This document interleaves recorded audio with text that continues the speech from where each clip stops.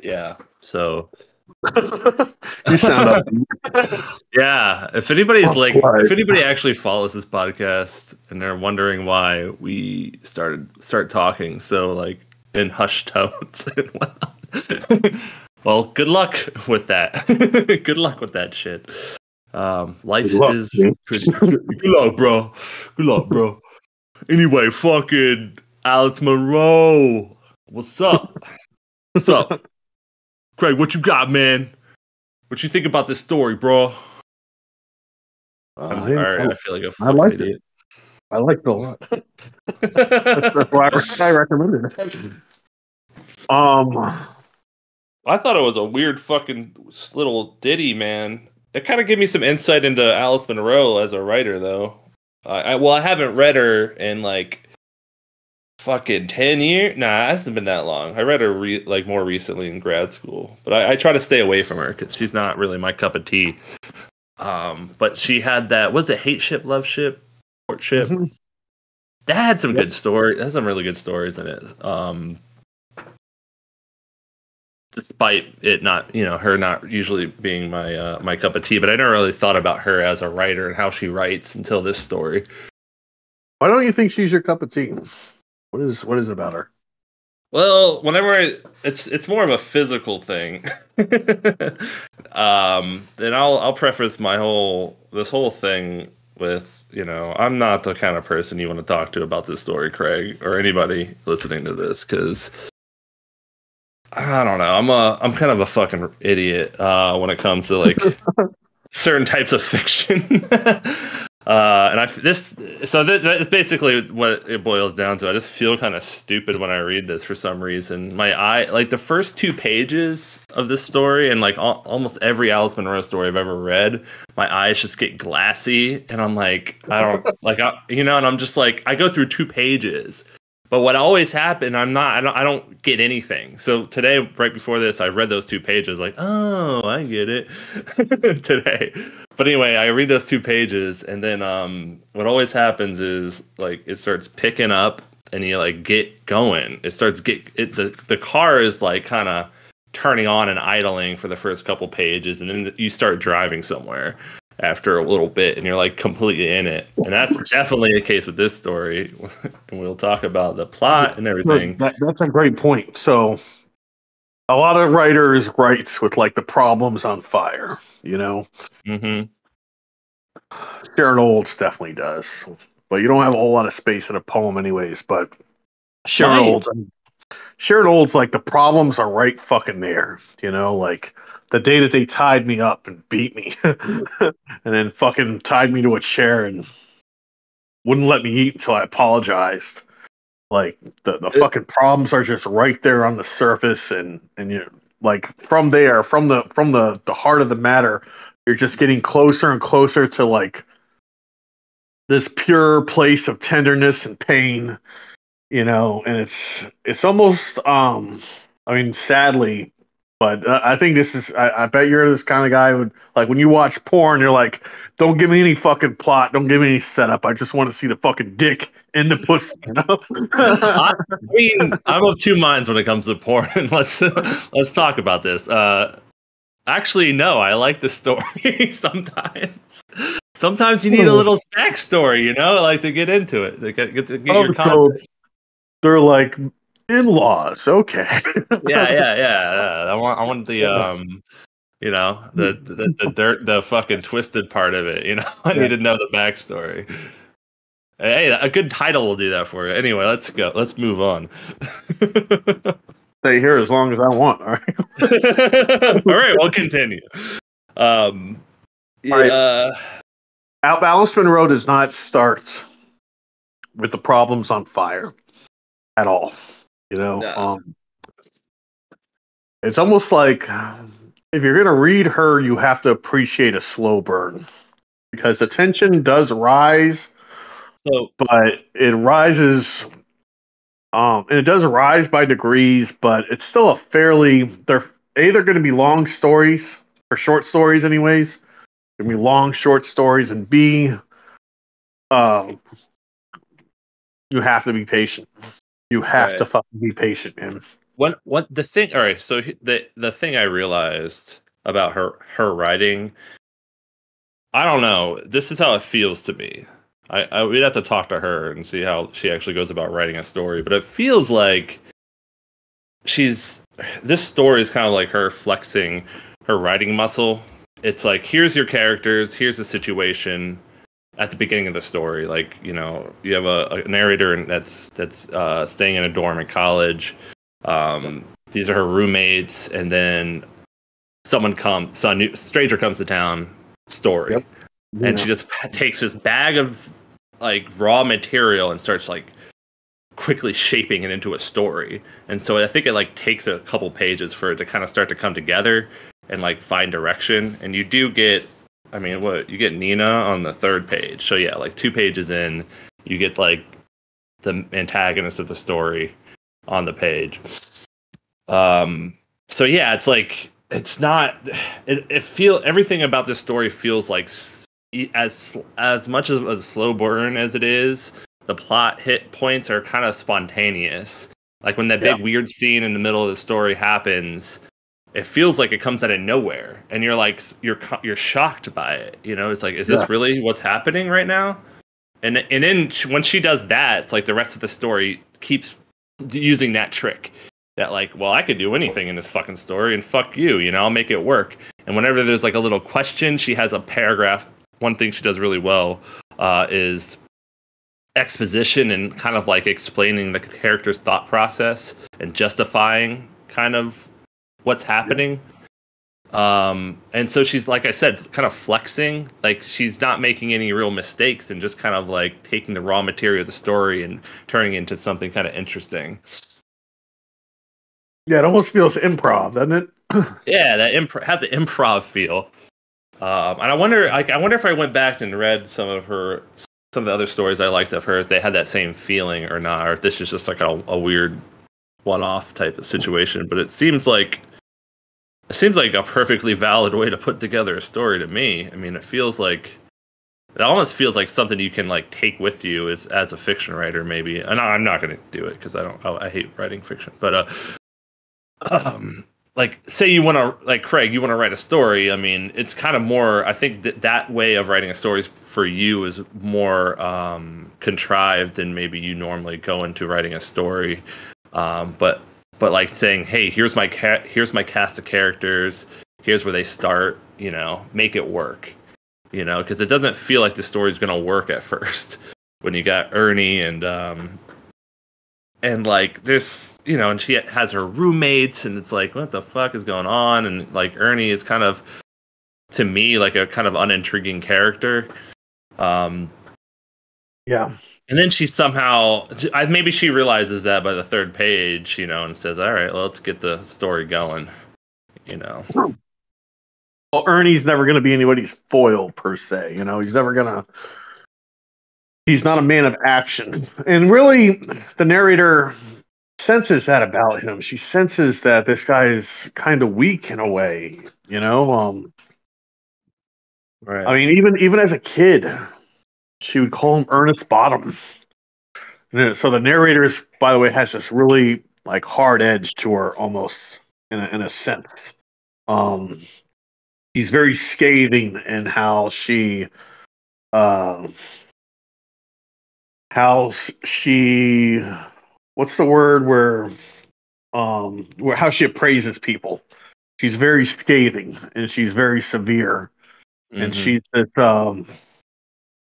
college philosophy and English major who is really baffled by how superficial a lot of the other students in college are.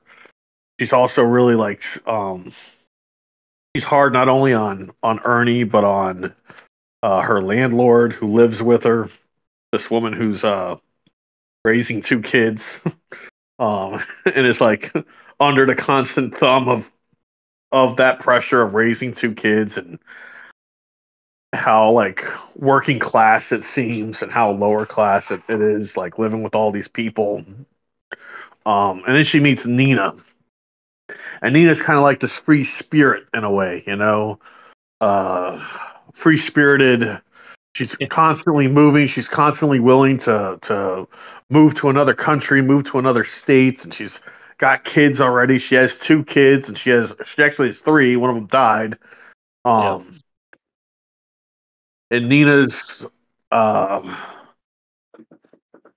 just this wandering spirit, and she's almost there's almost like a sensual description of her when she gets on the stage. Talks not just about like how skinny she is, but also like about her smell. Yeah. It's got this Yeah. peculiar smell. Which comes up a couple times, which is kind of Yeah. that's Well, another thing. Like that's another thing that Alice Monroe is like really good at, is like holding, not forgetting any little important detail and like bringing it back. Like she brings that smell thing back at the very end yeah. when Nina's gone, which is kind of, I don't. It's not like a, it's just a cool little touch, that she could do. That's like flexing It her comes muscle. back before that too. When she's at Mr. Purvis's house, Oh, the the lotion lotion. that she puts on. Well, Yeah. those are the two I was thinking of. I guess they're in when Yep. she's described in the beginning as well. But another like talking about, you're Right. talking about Nina and like getting all this backstory. By the way, that backstory is all like within a page. Like Yeah. when she started going into the backstory, it's like, here's the last 8 years of her life, and it's just like fire, Yeah. like bang, bang, bang. Here's what happened. Here's what happened. Here's what happened next. And it's like it's very energetic the way she writes it. Like I said, flexing that muscle. She knows what her strengths are, and she's like fucking As, just as doing soon it. as soon as Nina steps onto the stage, listen to how the writing changes. Nina actually did not take up much room. She was small and thoughtful in her movements. She never bumped her head against the rafters as I did. She spent a lot of time sitting cross-legged on the daybed, her brownish blonde hair falling over her face, a Japanese kimono loose over her childish white underwear. Her beautiful clothes, a camel hair coat, cashmere sweaters, a pleated tartan skirt with a large silver pin, the sort of clothes you would see in a magazine layout under a headline outfitting your junior miss for her new life on campus. But the moment she got back from college, she discarded her costume for the kimono. I also changed my school clothes, but in my case, it was to keep the press in my skirt and preserve a reasonable freshness in my blouse or sweater. So I hung everything up carefully. Nina tossed her clothes everywhere. I ate an early supper at the college as part of my wages, and Nina always seemed to have eaten too, though I don't know where. Perhaps her supper was what she ate all evening: almonds and oranges, and a supply of little chocolate kisses wrapped in red or gold or purple foil. It's just like, man, the writing is taking shape and the story is taking shape. As Yeah, it's just Nina. full of energy at that point. Like, it's not like the writing's bad or anything before that. It's just like, you're right. It's not like coming together yet. Like she hit on something when she brings this character in. I don't know where that decision came from, but maybe this story just naturally led up to there, or was planned out, or whatever. But uh, I don't know. I like to think about it sometimes, even though it's kind of fucking pointless because you can never really know. But You're just uh, obsessed with like how physically did this thing manifest? Like how many drafts did it go through? yeah, it's true. I How mean, like well, it's did fun to you, like was there a maybe. draft without Nina? Was Nina the protagonist at Look, one there's no point? story without Nina. If there's a draft without Nina, it's yeah. I get your point though. I think it's just from learning how to write. Like I used to love thinking about that when I'd read a poem. In a poem, it's a bit more transparent. I think maybe it's harder to fake it in a poem. You read a Murray Baraka's Black Art. You kind of like if you identify with that poem and how it's written. All right, forget the content or whatever, but like in just how it's written. If that poem like strikes you because of who you are as a person, as a writer at the time, you're gonna like it. You're just gonna know how you have to go about writing that poem. And so when I write my imitation version of that, like I channel that shit. Like I think about that. After I finished reading it, I think about how that poem was written, and how to get there. And it's not, and it's, you know, it's like a physical thing, but it's like, I don't know, man. It's like, I can't articulate that. I think everybody knows what I'm talking about whenever, if you make art, no matter what kind of art, you see something, it's called inspiration, right? You're inspired by it. And for me, it's like thinking about how it's physically made, but which is weird when you think about it, when it comes to writing, because it's like, well, they sat down and they fucking wrote it. You know? But you know me, man. I get into the weeds with that shit, with craft and stuff. Or at least I used to more. Not so much anymore. But Dude, Faulkner, when he was writing the book called The Fable, which is unreadable from my perspective, but dude, most of his shit, for me, you got to be yeah, really into Faulkner. it's almost like it's like training yourself to drink black coffee, reading Faulkner. But when he was That's writing way The Fable, easier. yeah. Well, I don't know. Like for you, it'd be like eating olives or something. Okay, that's a good metaphor. I'm gonna learn how to appreciate the olives, and I'm just gonna eat them every day until I like them. And then I'm gonna Yeah. eat sardines and capers and fucking sun-dried tomatoes. I And think that's eventually, at the end of it, I'll be Greek. I Go think that's. ahead. Oh, by the way, I think that's how we developed our taste. We were like, "Fuck olives, give me cake." You know, give me Sharon Olds, give me Philip Levine, give me shit Jonathan Franzen, even like back in the day. Give me the shit that's just right there. Give something I could digest and like get a high off of right away. You know. Um, and that's kind of how we all started to write. I mean, that was my kind of whole philosophy on writing in the beginning, because you know I joke around about how, you know, how much of a fucking idiot I am, and I am pretty stupid sometimes, with moments of you know, I could reel it in, but I didn't. How do I put this, Craig? When I met you guys, I wasn't the most literary person. I still kind of am not that. I like my my literature to be kind of like just easy to digest, I guess. I mean, for fuck's sake, John, you won't even read a novel. I'm like training you to read through short stories again. Oh, Okay. I mean, have you read Vision Quest yet? Yeah, there you go. I read the first chapter of it years ago. Well, Does I that just count? gave you the book less than a year ago, and you haven't cracked it open. So, I mean, there you go, John. Well, I also have the memory of a fish. I completely forgot you gave me that book. So, We'll go find it and read it. But in the meantime, yeah, I mean, so Leon Lee and Philip Levine and Jonathan Franzen, to an extent, um, actually, Jonathan Franzen to a large extent. Jonathan Franzen writes these super energetic um, sentences. I mean, they just feel like they're coming at you like 100 miles an hour. You know, so even though the books are fucking like 900 pages long, you fall in love with just the writing style. You fall in love with them, and to a degree, Faulkner does too. But with Faulkner, I mean, like I said, it's there's a difference. Jonathan Franzen is definitely cake, and Faulkner is definitely um anchovies, man. And you have to fucking develop a taste for it. And you kind of have to do the same for Alice Monroe, although for the opposite reason. So Alice Monroe isn't giving you these big bombastic sentences. Alice Monroe, I mean, and she never could, and she never would, because that's not how she grew up. She grew up in Canada, for fuck's sake, you know. Um, well, there you she, have it. yeah, I There you mean, fucking have it. All the A's her and A buddies. her I don't parents know. were farmers, you know. She didn't grow up.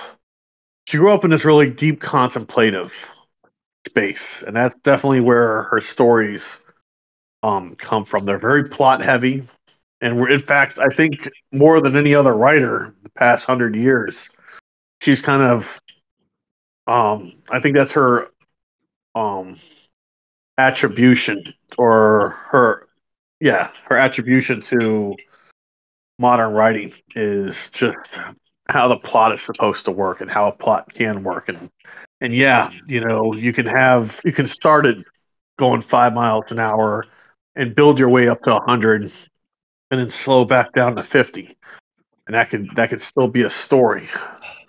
Um and if you're gonna appreciate her, you have to learn to appreciate a slow burn. I mean, but listen, you appreciate it in movies. What was that movie? Not the Coen Brothers. Not No Country for Old Men, but one about the guy who's buying all the land to There mine it will for be blood. oil. Yeah, There Will Be Blood. Talk about a slow burn. That's as slow as it gets. Somebody dies in the beginning, sure, but after that, I mean, like nobody even says anything for like 15 minutes. you know, Right. like there are these long fucking shots of people just not talking. It's the same with Stanley Kubrick's 2001: A Space Odyssey. I mean, you got fucking like 45 minutes straight of nobody talking.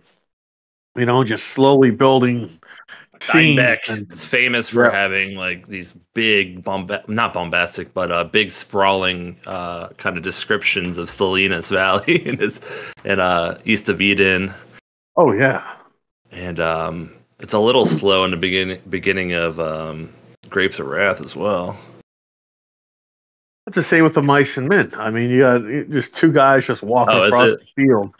Yeah. I forget how that one begins. Oh, Mice and Men is that may be the best novel ever written, dude. I mean, I can't read it, man. The first time I read that thing, I cried, bawled my eyes out twice, right in the middle and right at the end.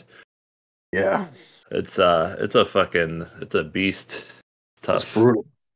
brutal fucking story. But it's I don't know. It's all. I guess what I'm trying to say is it's all a matter of taste, and I do think that you could develop a taste for Alice Monroe. You can appreciate how sneaky she is, and how she kind of just like What do you mean by she, that? so. There's no mention of Nina until Nina steps on the stage. And then she Okay. takes over the story. There's no mention at all of Mr. Purvis and this moments. Okay, so the plot of the story for anybody listening, for our two listeners, Nina comes on the stage. Yes. The narrator is enamored with her, enamored with how strange her life is. She basically has a sugar daddy, Mr. Purvis, who has literally hired someone to watch Nina everywhere she goes. She's across the street, Mrs. Winter, I Yeah. believe her name was. Yep. And one day, uh, Nina meets Ernest Bottom or Ernie, whatever you want to call him, and the two of them become enamored. She's enamored with how innocent he is, and um, that he's just this country yokel, and he's very naive, and he has old fashioned values, which she appreciates. You know, and so Nina kind of contrives this. This all happened. You learn all this after the fact, but I Yeah. think Nina contrives this idea for how to get out from under the thumb of Mister Purvis, and she either knowingly or unknowingly uses the narrator as part of her schemes. Um,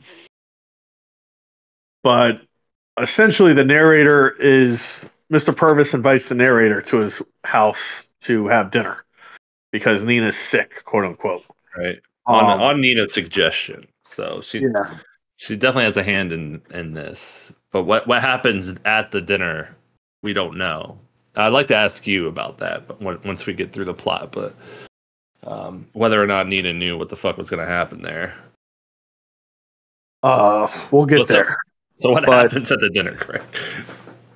Miss Winter walks her to the house, walks her through the house, and she's setting up all of her clothes, her hat on a coat rack, and Mr. Winter or Mrs. Winter, as she's getting her boots off or whatever, and her gloves and her because it's cold outside, and her hat. Mrs. Winter's like, and now the rest. And what she means by that is if you're gonna stay here, you're gonna eat this food totally naked. Um, and the narrator hesitates. Mrs. Winter says uh, that, "Oh, you're just a bookworm. That's all you are." Um, by the way, the narrator is this. Wow, I actually got it right. So you're just a bookworm. That's all you are. The narrator, by the way, is Mhm. this valedictorian, like really preppy, really reclusive girl. She's used to eating, working in the cafeteria on campus. So she has this. She herself comes from modest means, and so sure enough, she discards her clothes to say the same way that she uttered her last line in her valedictorian speech which was this Latin phrase um that went in here. Hang on. Well, basically, what it meant was that goodbye, farewell. Um, and she has dinner with Mr. Purvis, and Mr. Purvis is getting his kick out of it. He's fully dressed, and he's feeding her Cornish game hens, and he's showing her how to cut it. And Yeah. he's getting a big kick out of it at first because she's so nervous, and she's blushing, and he can see that she's vulnerable, and he invites her to his study to read from a book of poems. They're talking about Plato, by the way, and Yeah. they're talking about philosophy, and he is basically what she imagines a philosopher would be. This really eccentric old man who's well read. And sure enough, he takes her into his study, and he's like, "I want you to read from this book of poems, but I don't want you to cross your legs." And as she's reading from it, which the poem is called Wenlock Edge, um, which is where the title of the story comes from. As she's reading from it, she ceases to be afraid. And as soon as she ceases to be afraid, Mr. Purvis doesn't want her in his house anymore. It's like, yeah, you can just get the fuck out. Um, and Fucking weird, man. it It was is so fucking weird.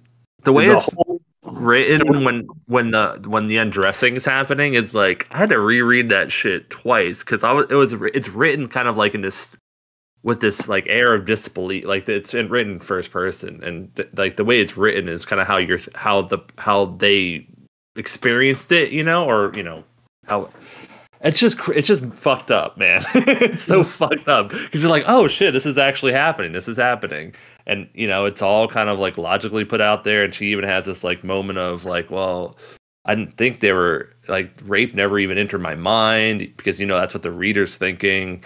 Um, I don't know, man. It was so weird, so weird. That might have been the weirdest scene I think we've read so far. I mean, there are some weird shit in our stories, but man, that was strange. It was strange. There's a lot of fear, and it's written with fear. Yeah, By the way, the phrase was Ave Atik Ballet, which means hail and farewell. Anyways, listen to this language. Still covered by my slip, I reached back and unhooked my brassiere, then somehow hauled it free of my arms and around to the front to be discarded. Next came my garter belt, then my panties. When they were off, I balled them up and hid them under my brassiere. I put my feet back into my shoes. Bare feet, Miss Winter said, sighing, seeing that the slip was too tiresome for her to mention. But after I had again taken my shoes off, she said, Bear. Do you know the meaning of the word bear? I pulled a slip over my head, and she handed me a bottle of lotion and said, Rub yourself with this. It smelled like Nina. I rubbed some of my arms and shoulders, the only parts of myself that I could touch, with Miss Winter standing there watching. And then we went out into the hall, my eyes avoiding the mirrors, and she opened another door, and I went into the next room alone. It had not occurred to me that Mr. Purvis might be waiting in the same naked condition as myself, and he was not. He wore a dark blue blazer, a white shirt, and an ascot scarf. I did not know it was called at the time, and gray slacks. He was hardly taller than I was, and he was thin and old, mostly bald, wrinkles in his forehead. And he smiled. It had not occurred to me either that the undressing might be a prelude to rape, or to any ceremony but supper. And indeed, it was not, to judge by the appetizing smells in the room, the silver-lidded dishes on the sideboard. But why hadn't I thought of such a thing? Why wasn't I more apprehensive? It had something to do with my ideas about old men. I thought that they were not only incapable, owing to their unsavory physical decline, but also too worn, depressed by their various trials and experiences to have any interest left. I wasn't stupid enough to think that my being undressed had nothing to do with sexual uses of my body, but I took it more as a dare than a preliminary to further trespass. My going along with it finally had more to do with my pride or some shaky recklessness than with anything else. And that word, bookworm. Or God damn. like rebelling. I don't know. It's Well, that's what it is. Yeah, it's rebellion. Very good. it's Yes. Yeah, and that's the point, John, because if it was rebellion for her to do it, against who she rebellion was. against Miss Winter, then why did she sell out Nina? Why did she sell out Nina?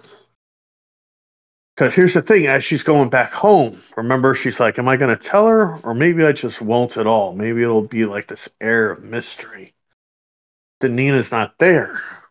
And she discovers that Nina's with Ernie. And the two of them are going to live together. You know? And what does Nina do after she reveals uh, that she's going to live with Ernie and she might be having a kid with him?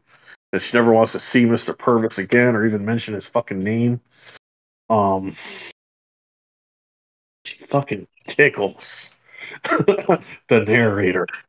She Craig. fucking tickles her.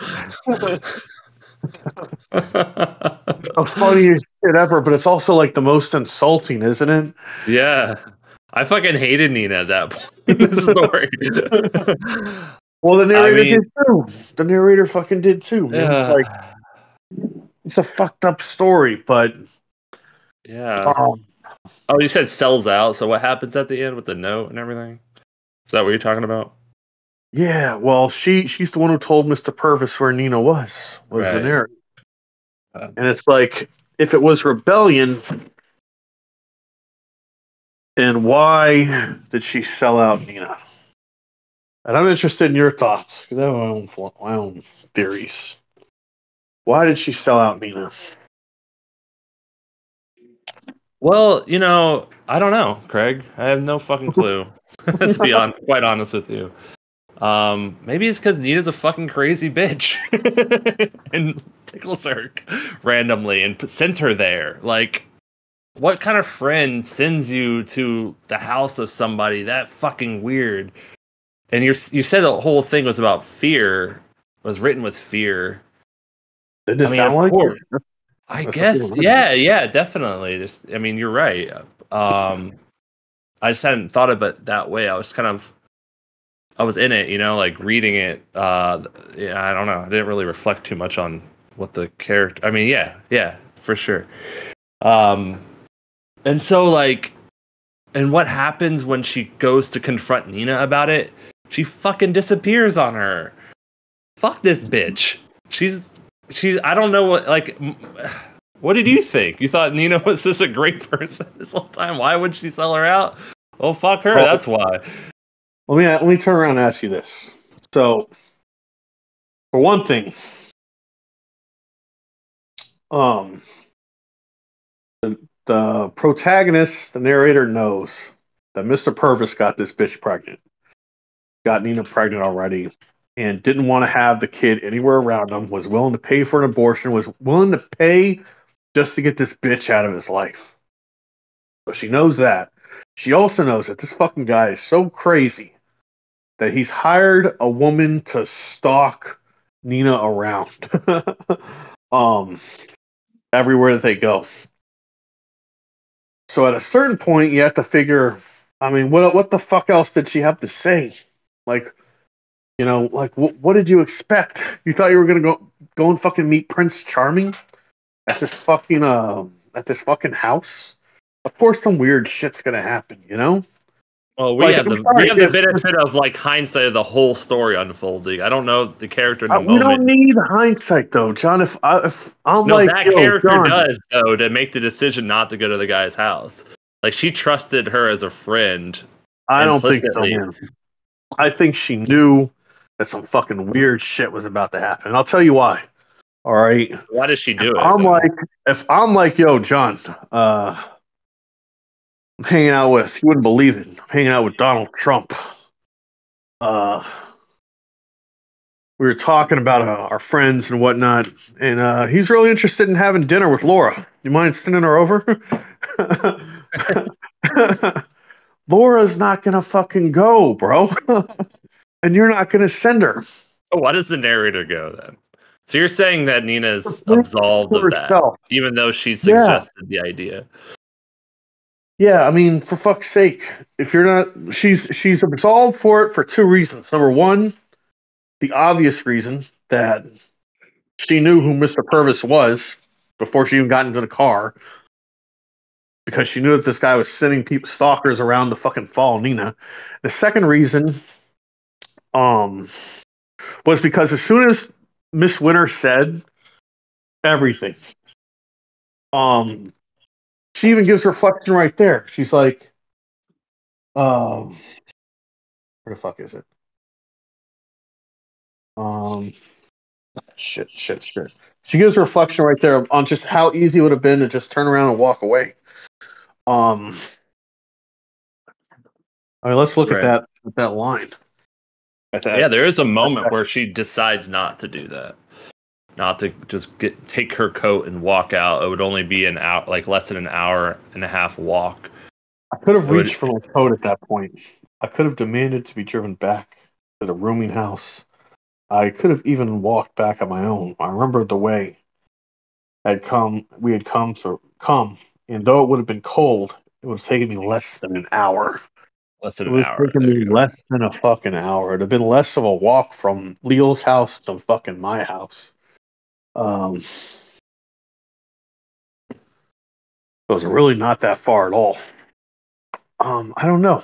So I don't what's know. your I theory, Craig? Why does she sell her out? Why does the narrator sell Nina out then? think Because there's no like honor left in this world. Like the end of this. How did the story make you feel? By the way, by the end of it, because this is how it made me feel. It made me feel like nothing fucking matters. Nothing makes sense. So fuck it. Just find your lane and stick to it. That's basically what's said at the end of the story. So maybe you're right. Maybe the narrator is, and she talks about we every day we find a what how does she put it? We unravel or understand our own wickedness. Yeah. Maybe she was just understanding her own because I don't know, and by doing this thing, like seeing what she was capable of doing. So I'll tell you my theory. I'll tell you my theory for two reasons. Number one, okay, so my theory is that this story, more than any one we've read to this point, is about how people recontextualize what happened to them to justify their decisions. All right, or to justify their lives. It's about the lies that we tell ourselves to live with ourselves. Um, So what lie is she telling herself? Do you the think? lie that she told herself is that Nina betrayed her. All right, Nina didn't fucking do jack shit.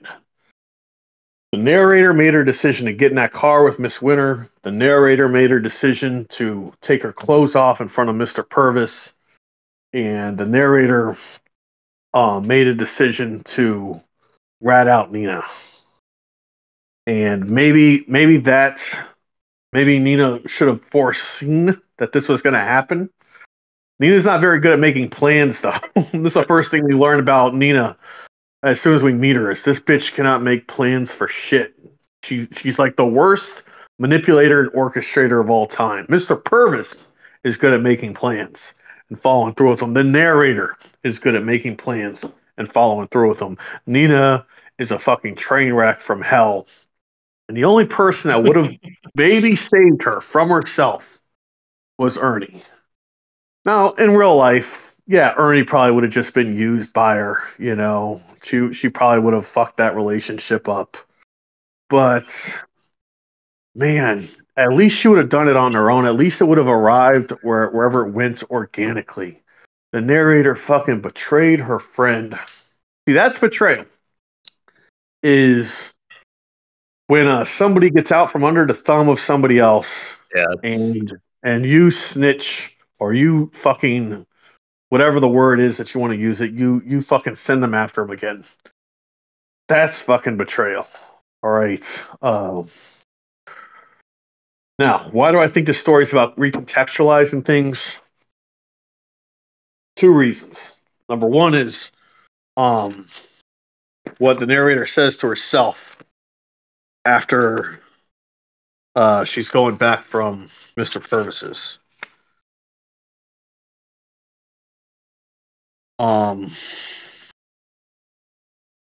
Well, okay. Well, shame receded. I just kept turning the pages. Yeah. I had not made up my mind what I would say to Nina when I got home. Would I ask her if she too was required to be naked in that house, if she had known perfectly well what sort of an evening was waiting for me? Or would I say nothing and wait for her to ask me? And even then, would I say innocently that I'd eaten Cornish hen and yellow rice, that it was good, that I'd read from a Shropshire lad? Would I just let her wonder?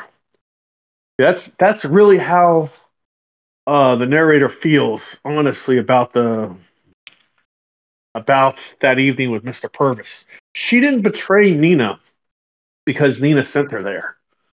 She betrayed Nina because Nina hooked up with her cousin. All right. And I hate Craig. your analysis. I hate it. It's so right though. Like, god damn. She hooked up with her cousin, and she was happy and free and careless and full of tickles to give. and She's like, fuck that shit. she'd also like the narrator thought that she was ascending into womanhood and that she was about to become sophisticated, and the people around her would think she was sophisticated because she'd done this thing that so few of them would be willing to do. But Nina, who'd done it a million times, didn't look at her like that and never would. She looked at her like a little fucking kid, and that's why she tickled her. And that was, to the narrator anyways, that was the betrayal. And then at the end of the story, she's just like, what did I do with the rest of my life? Well, I wrote a lot of essays and became an academic. Yeah. Hey, she realizes that it's all a game. That she hasn't actually been taught anything.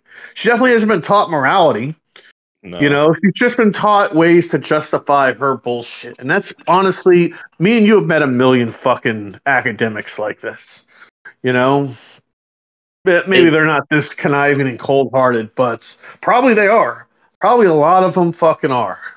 A lot of them, I mean, you know, that happens to plenty of artists too.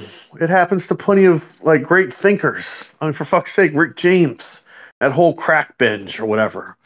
You know, I'm sure he has some fucked up justification for why he did. That's what people do, is they just invent ways to justify the horrible shit that they do in life. Weinstein had been fucking caught already and sentenced to 2 years or like 3 years of suspended prison sentence, and he kept doing it. You know, Weinstein. People knew about Weinstein in the fucking 90s. And it just kept going on and on. Fucking Bill Cosby, man. Like going back to the 70s, people have had allegations against this motherfucker. People just they invent and they recontextualize what happened. I mean, for fuck's sake, look at our former president right now. He recontextualizes what happened Ever. 10 minutes ago. Yeah. The heartbreaking moment for me in this story is when the narrator's having fucking dinner with Ernie at the end of it. Like, you fucking bitch. You fucking betrayed this man. You stole his one moment of happiness.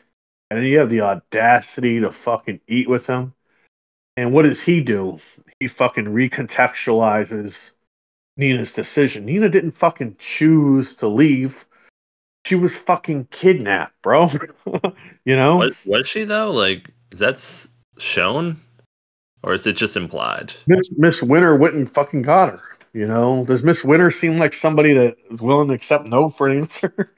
I don't know. I mean, I mean, yeah, of course, but at the same time, I don't know. It's just weird. I didn't get any of this shit on the first read. Dude, Miss Winter shows up to collect you. You're fucking collected, dude. You know?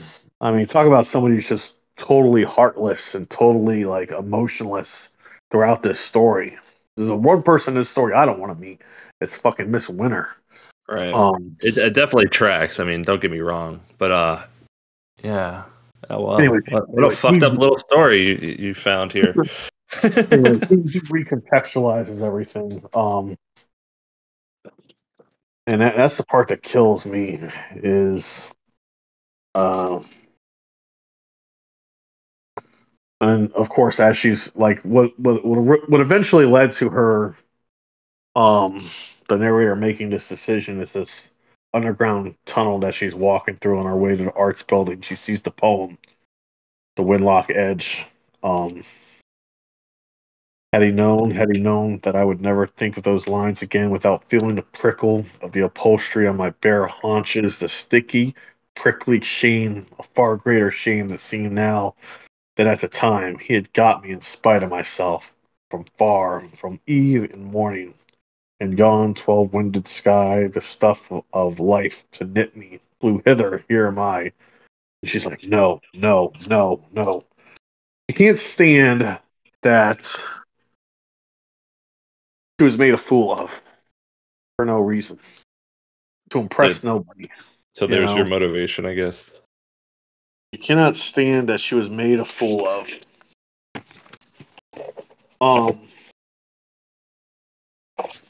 And then there's this line where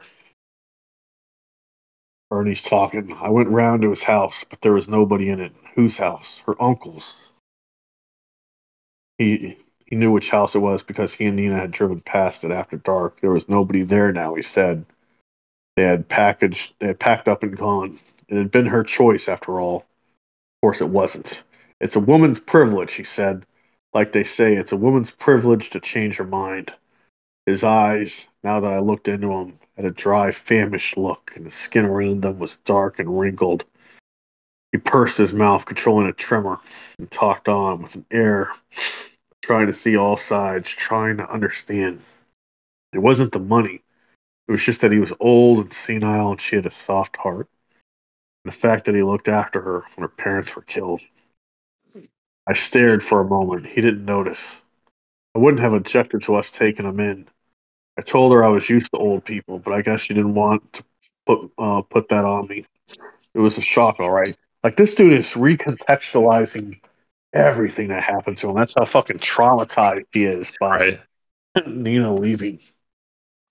And the narrator fucking sits there and has the audacity to eat his fucking like food from a restaurant, by the way, that he can't afford to go to. You know, I don't know. It's a brutal fucking scathing story, dude. And yep. As you read it more and more, you realize like even from the beginning, the narrator was just always this heartless piece of shit who who had this moment where she thought she'd ascend. Like, that's the thing is, it is so tricky. You said it, tricky, right? Alice Monroe? Yeah. Because the narrator reads on the first read, it's just like very innocuous. You know what I mean? It's kind of reminds me of a Father Story a little bit, where by the end of the story, he's a complete monster. It's kind of what she's doing here. Yeah, Um, that's actually a great point. Well, that's the thing, John. Is monsters don't all look and sound like Donald Trump, dude. Um, a lot of them, look like Michelle or Damn, Caitlyn. Craig. You know, The it's not, recontextualizers. Well, I don't know about Michelle, but yeah. Anyway, but I'm saying like it's not, and it's not always that they go out and pull the trigger or that they yeah, they it could be chop. like more innocuous everyday things. It's the little evils that people do. Like all she did was put an address on a paper and put it in an envelope and send it to Mr. Purvis. That was her big betrayal. Was just a couple of numbers and letters on a piece of paper. By the way, when I first printed this out, for some reason, the last page or like the last two paragraphs are cut off. So I thought that the last sentence was Then I licked and fixed the stamp. I think in those days it would have been a 4-cent stamp. And for me, I was like, man, that's a great ending, but damn, that's like how a man would end a story. And of course, it wasn't how she ended it. She ended it with just outside the shop was a mail chute. I slipped the envelope into it. There was a wide lower corridor of the arts building with people passing me on their way to classes, on their way to have a smoke and maybe a game of bridge in the common room. Most of them on a course as I was of getting to know the ways of their own wickedness. I kept on learning things. I learned that Uricon, the Roman camp, is now Rockstar, a town on the Yeah. Severn. What do you Severn. mean by that? By it's like a way of manhood in a story because it's like ruthless. Yeah. Saying that Like like the it only last thing you costs end four on is cents. the last thing you end on is capitalism, which is the story is very much about. It's very much about like it's not just her maturity that she feels she's ascending into. She also feels like she's ascending from the lower class to the higher class, and a lot of authors play with that concept.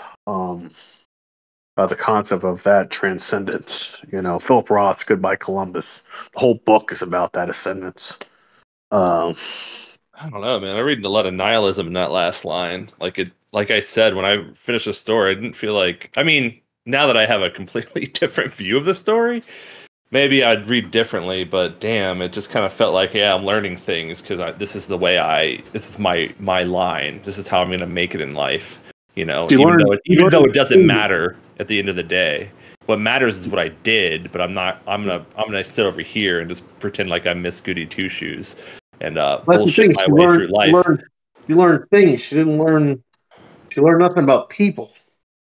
The only thing that she learned about people is that people recontextualize what happened to them for the sake of being able to live in this world. Um, and she found ways to justify her decision. But the truth is, there really is no justification for it. The truth is that she did it out of petty spite. She ruined her friend's life, and more important than that, she hurt her cousin for no reason other than petty fucking spite. And this, like, the way that people justify it is by saying, "Oh well, Nina hurt her first by sending her to Mr. Purvis." It's like I don't know. I just call bullshit on that, man. I call bullshit. At some point, you have to take accountability of your own agency.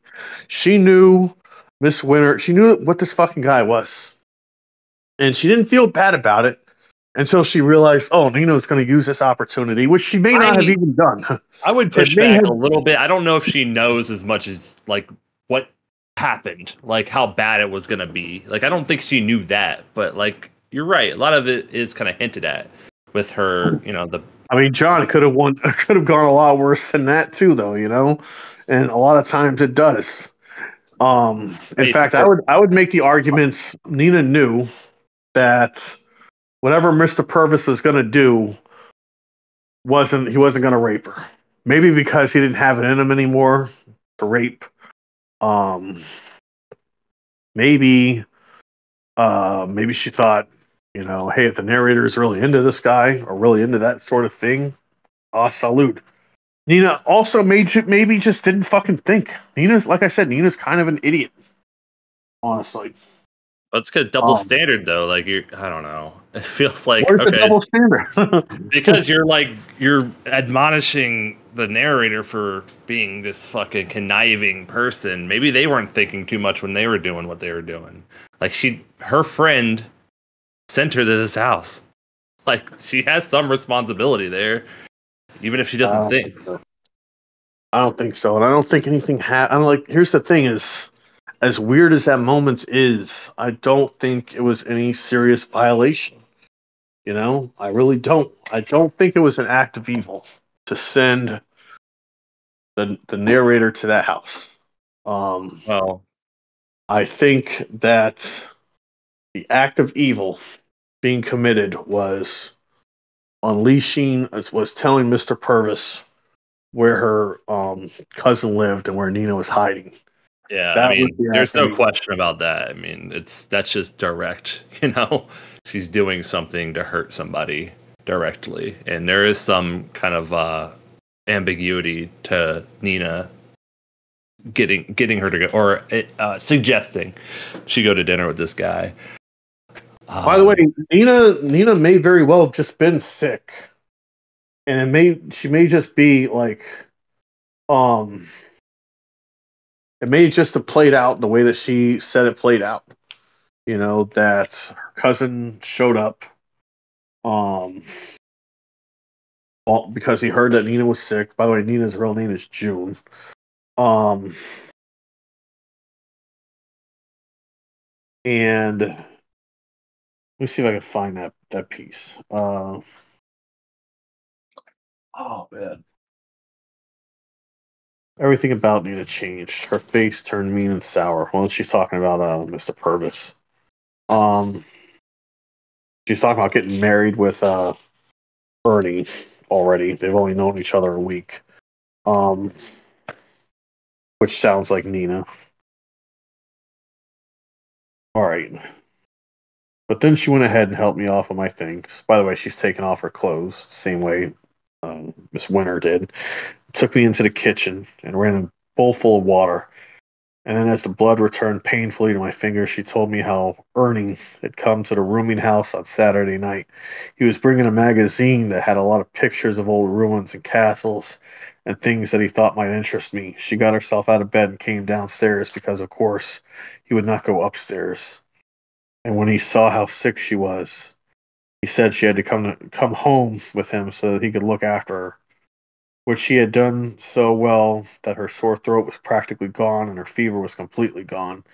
And then he had decided that she would stay here. They had decided that she would stay here. She would just stay with him and never go back to where she was before. She seemed unwilling to even mention Mr. Purvis's name. But it has to be this big, huge secret, she said. You're the only one to know because you're our only friend and you're the reason we met. She was making coffee. Look up there, she said, waving at an open yeah. cupboard. Look at the way he keeps things. Mugs here, cups and saucers over here. Every cup has got its own hook. Isn't it tidy? The house is just like that all over. I love it. um, Oh, you're the you're reason happy, we, huh? you're the reason we met. If we have a baby and it's a girl, we could name it after you. I What held else? my hands around the mug, still feeling a throb in my fingers.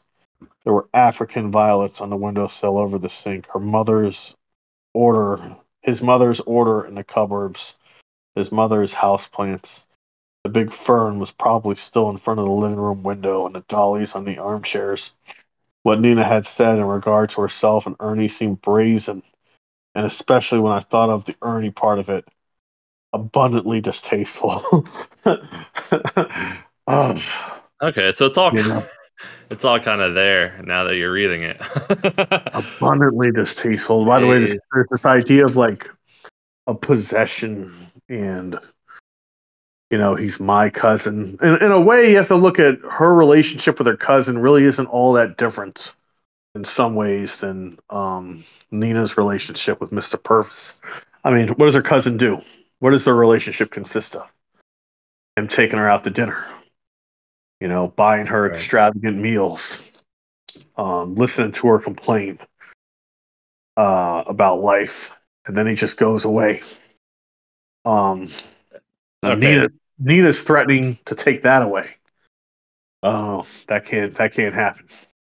That can't happen. That's my Mr. Purvis. Fuck you. You have your own Mr. Purvis. Go back to your fucking old man. Leave my cousin alone.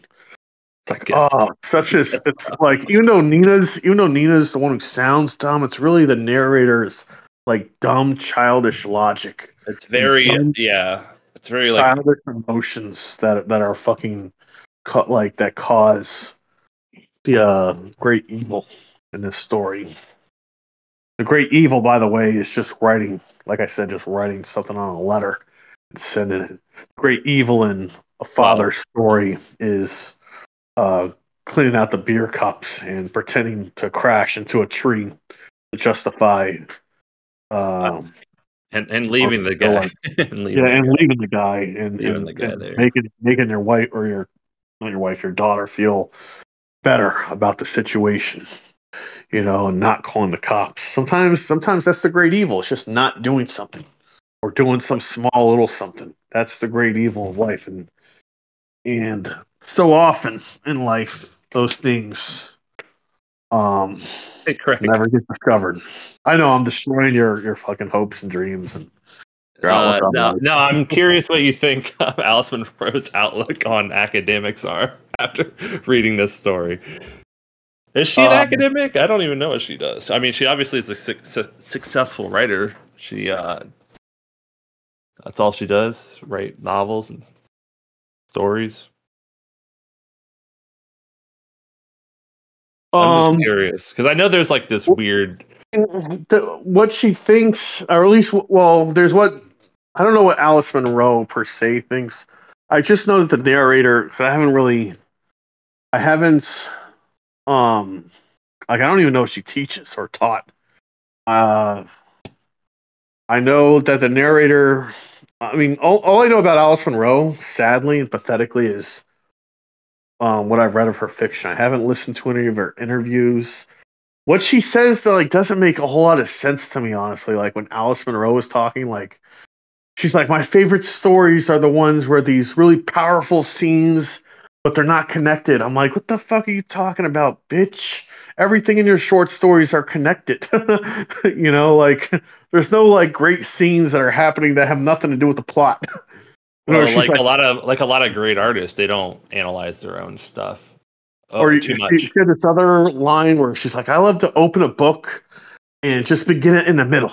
You know, and it's like, what the fuck? Like, you're the greatest writer on the planet right now? Are you fucking serious?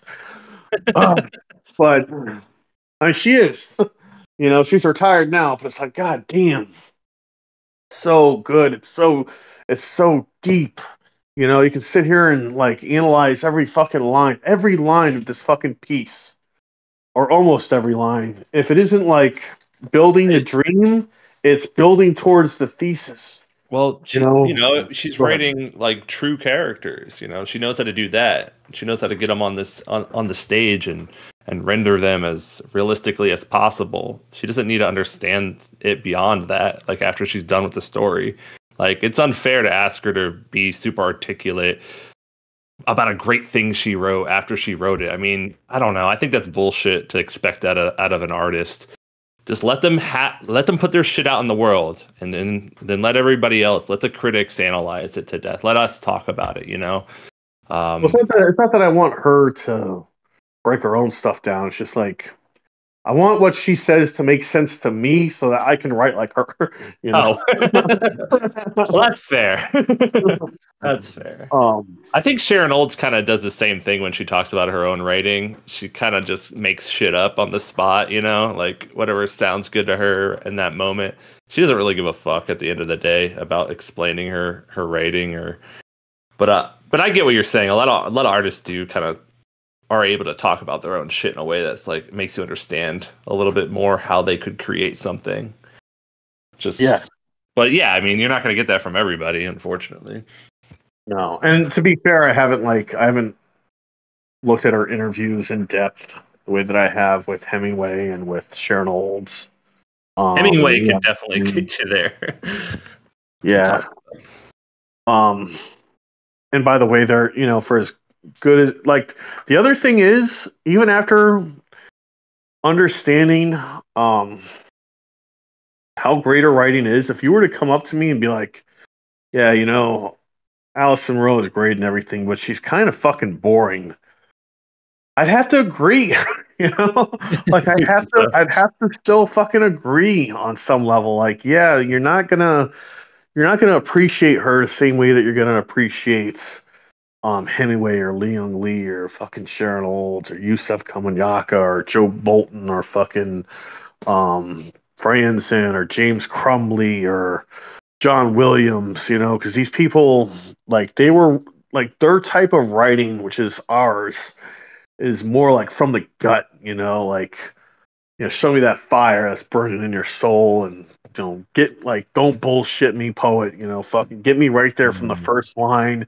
And once you get me there, take me where, you'd never show anybody. Like that's what I want. Fucking Carolyn There are Forche. there are poets like that though, aren't there?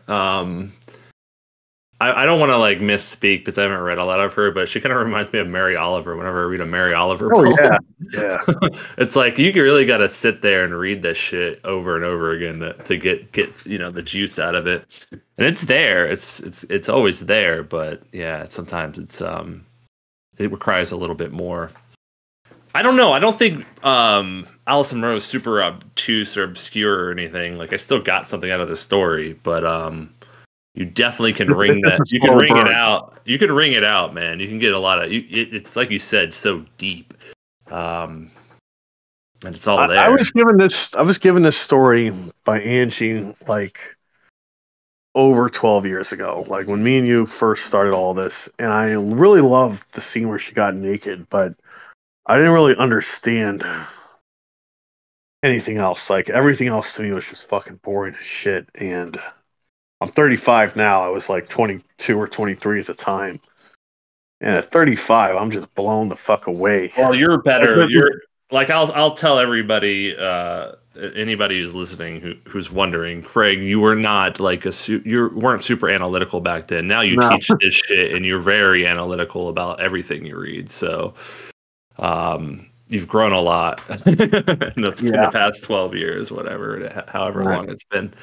And I But still have a lot to grow, man. But I'm starting to appreciate things that I could never appreciate before. I would never have appreciated Borges before before this year. oh, be careful with Um, Borges, man, and shit like that. All right, you're gonna go down the fucking rabbit hole and become Scroggins or some shit one day. no. Well, I don't think that's the thing is I know who I am already, and I know what writing I can make that works. And I know, like for me, I don't think I'm ever gonna be Borges. I don't know if I'll ever be Monroe. I don't know if I'll ever be able to plot No. the way that she plots. But at the same time, you take what you can learn from him. Borges, you Well, could it's fun to totally it's fucking fun, misdirect somebody all the way off the page to where they don't see the next right? part of the story fucking from a million miles away, which is the same thing Alice Monroe does. You can have a whole scene, the whole story works because of one scene in the fucking story that's so good, and it makes the rest of the story this fucking masterpiece And I um because everybody's gonna misread it. Everybody's gonna read it and think what the narrator thought that this was this brazen moment where I defied, the conventions of norm. And it's like, bitch, there's a fucking million strippers out there taking their clothes off for strangers. It's no big fucking deal. It doesn't make you some great person. It doesn't make you some insightful person. It doesn't make you some great philosopher. It just means you were somebody desperate enough to do it. That's all it means. well, she kind of nailed that whole like early academic kind of. Oh, let's just see where this goes. Let's get the story, like idea that we used to have.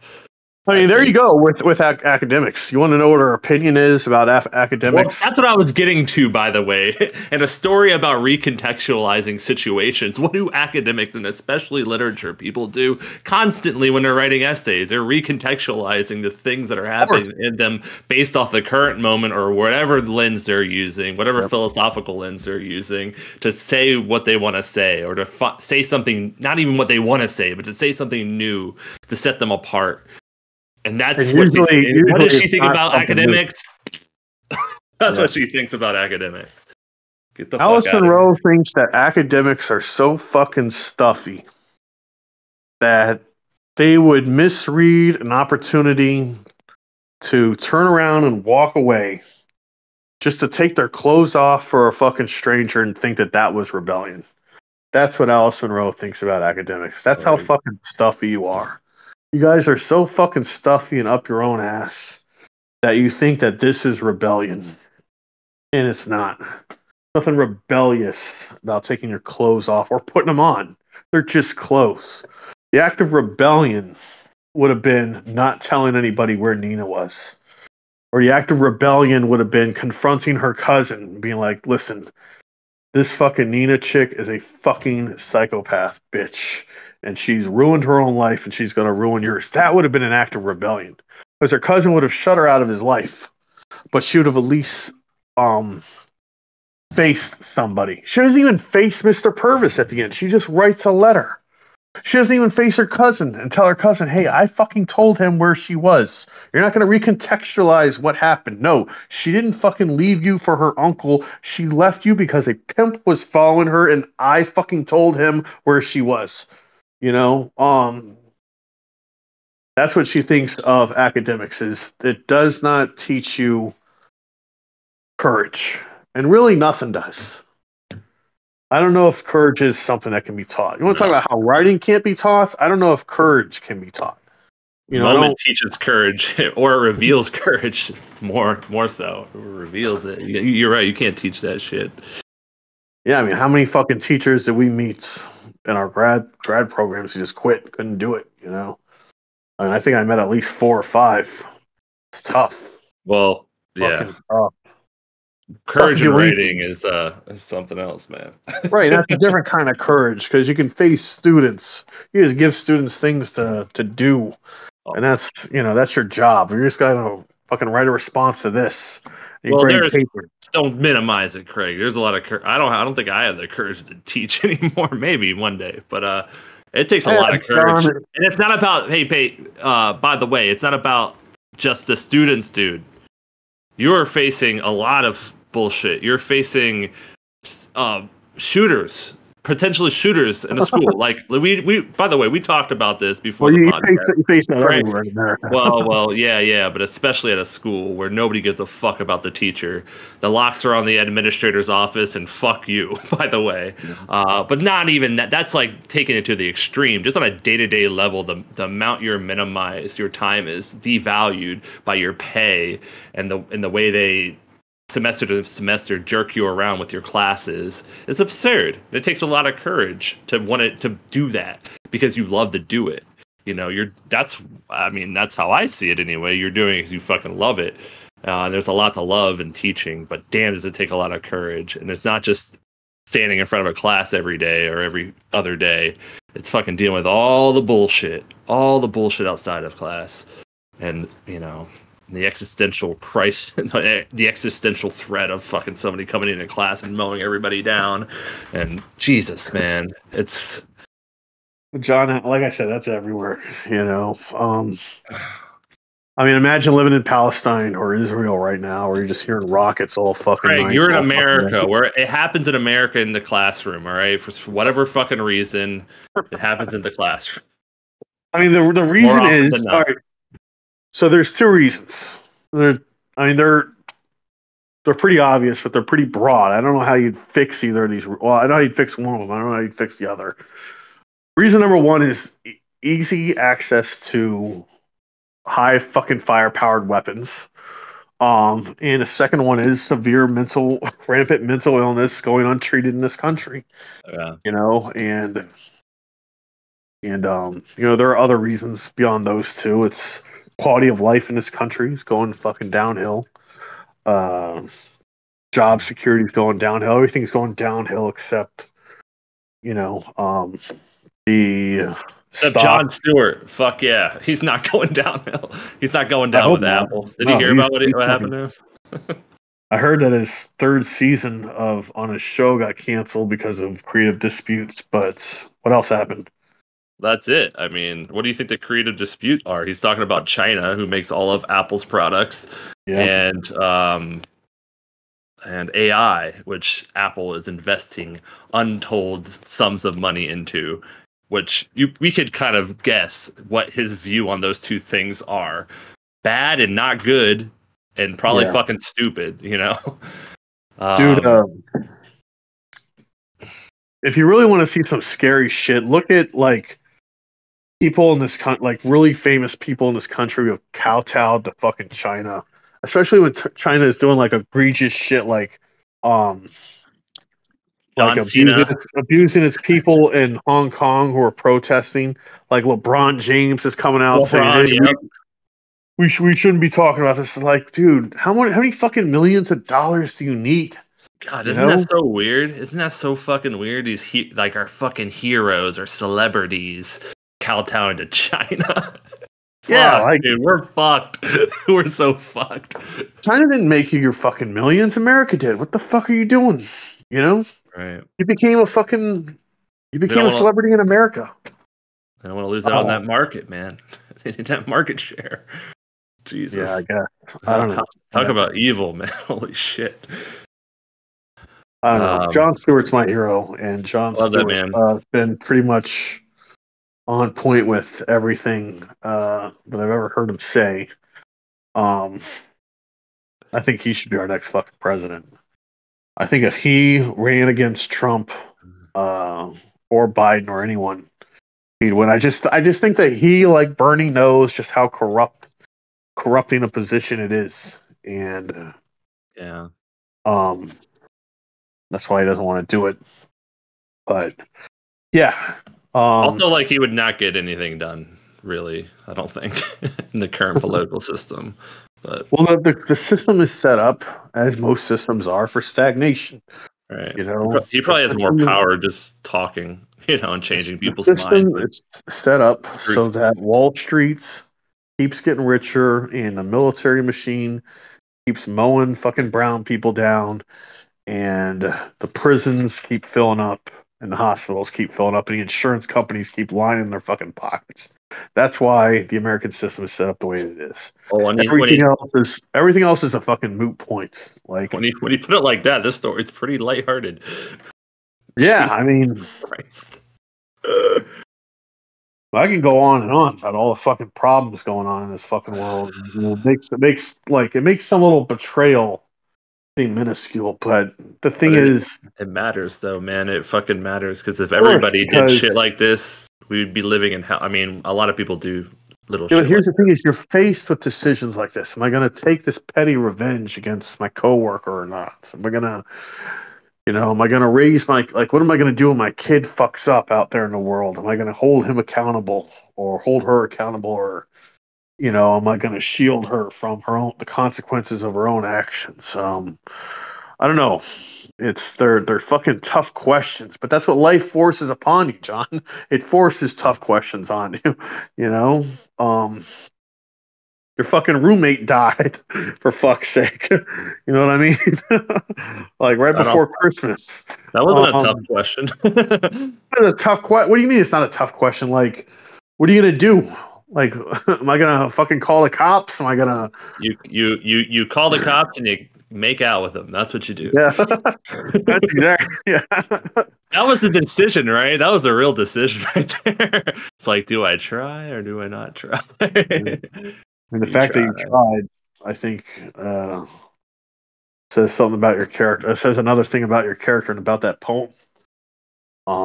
That for as petty as you were afterwards, making fun of him, you know, you were willing to fucking get down and try to give him CPR. So maybe I think it's more your own ineptitude in reviving the dead that you're trying to make fun of, opposed to him as a human being. But yet again, by the way, another case of suicide, which we can't seem to get away from this country, unfortunately. Well, we can, hopefully. Hopefully, we I can. mean, we can get away from it ourselves, but Maybe I don't know, man. You get a really sour look at the world, and it's not. I can't argue against it because I agree with it. But goddamn, man, I don't know how you live like every day thinking about all this shit constantly. me? Yeah, and like, well, it's not just like the politics that worry me, but like whenever we read a story, man, you cut right through the darkness to the darkness of the story that I don't like. I have access to it, of course, but like, I don't know, man. I don't know. It's a little scary sometimes. It's enlightening. Don't get me wrong. I'm not trying to like say there's nothing wrong with it, but god damn, dude, how do you do it? I don't know. It's just how I see the world, John. Like I've never saw it. I've never been able to see it any other way than how I see it. Yeah. It's just part of that is just the mystery of life. Is your outlook is just your outlook. I could never see the world the way anybody else does, unless I'm reading their writing, and that's like my only access to it. So that's why I read. Yeah. It's to get away from my own fucking head, my own fucking morbid thoughts.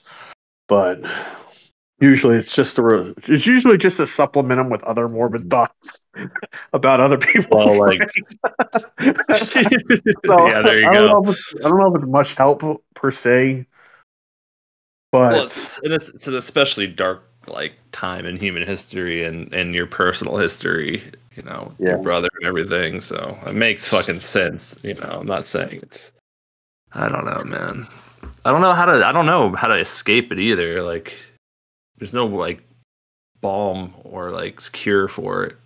Because if you sit down and you start thinking about anything a little too long, it kind of goes south. And that's true with stories and in certain situations. But Jesus fucking Christ, man. John, you have better thoughts when you have a kid around. The kid's just like run around, fucking like drawing on the walls with a permanent marker or some shit. Fucking Right. Finn's running around. Look, shaking. We're just like, no. Wait, what did he say? Look at me naked. Look at my dinky. Oh, look at my dinky. Yeah, please, we don't want to see that. But also, that's kind of fucking funny. It's funny when you say it. If I had a kid like walking around saying, "Look at my, whatever," I'd be like, "Put some fucking clothes on." But also, it's completely natural. It's everything's fine. Be ashamed of yourself. I know. Like, how do you manage that? I guess you just have to be like, "Oh wow, what a dinky." Like that when I was your age. Yep. Oh man. I don't know. You have kids to remind yourself that there are great parts of life too. And Well, yeah, I think what you're talking about before we started talking here was that you kind of see the world in a new way, in a untainted, kind of transparent way, or at least you can like channel that through the kid, like by what they say. Some of the things kids say are kind of weird. How many daughters? I wonder how many daughters she has. I don't know. I don't know where that thought came from, but it was beautiful. Right. So surprising. But you have to write like that too, right? Like you have to bring that kind of when you're really writing well, that's kind of how you feel. Like every thought is kind of new to you. Yeah, that's a good point. I don't know. I don't know. You get animated and you feel like when you're really writing, it's like I finally got it on the page. This thing on the tip of my tongue. It's been nagging my fucking subconscious. I finally got it. It's part of me that nobody's ever seen before, but everybody needed to see it. Everybody always knew all along, even if they've never seen it. They've always known that I felt this way about this thing, and you never get it. You'll never get it right again after that either. It's like That's That's once that especially story true of. page, like you'll never be able to rewrite Wedgwood Way. You'll never be able to write a dead roommate poem. Well, I'll try. No, I'm just kidding. I hope that part of you is gone. It just I like think it's that. especially true of fiction, though. Like that's one of the things I like about fiction a lot is like articulating something you never even thought that would be articulated. It's Yeah. hard to think of like examples, but it's just whenever you read a story that's pretty good or whatever, like depending on the writer, I guess it'll like jump out at you and be like, oh shit. But yeah, I mean, in a more concentrated, direct way, like certain poems, like I used to try to do that all the time, trying to nail down this thing that I couldn't quite say the right way, or well, shit, Simple Truth is all about that. It's a truth you never uttered because the time was always wrong. Blah blah blah. Like, damn, yes, and And it, it lives inside of you. is just telling the truth, man. It's just telling the unvarnished truth as purely as you can, with as little conscious efforts as you possibly can. And Isn't it funny how the word artifice has art in it? Like art, yeah, it is kind of an art. Like that's what makes it a kind of a mind fuck because you're trying to like do something without artifice, but you have to have some kind of ability to do it.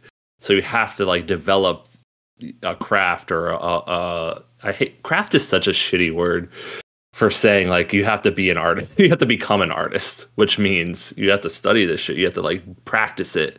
Practice is a better way to put it. you have to read it and you have to do it all the time. Yeah. And listen, I mean, I have the parting gift. I actually have it like right over here. Um, and I read it sometimes, but I also read like the first poems against the last, and notice how much more mature the voice becomes. You know what I mean?